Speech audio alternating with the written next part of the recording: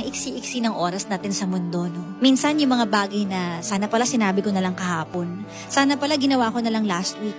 Sana pala nakipagbati na lang ako agad. Kaya ako naniniwala pa rin ako na kapag may gusto ka, go. Huwag maghintay. Sabi nila may tamang timing daw ang lahat ng bagay. Pero kung lagi ka na lang aasa sa timing, paano ikaw? Paano yung feelings mo? Paano yung mga pwedeng mangyari na unexpected?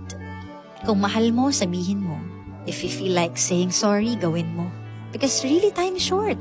Wala na tayong magagawa dyan. Yan ang bagay na hindi natin kontrolado. Ang orasan, hindi mo pwedeng iikot pabalik yan. Hindi mo pwedeng pakialaman yan. Tuloy-tuloy yan. Wala kang magagawa. Iikot at iikot yan. Dederecho at dederecho yung oras. Ikaw, nasaan ka sa pagdiretso ng oras?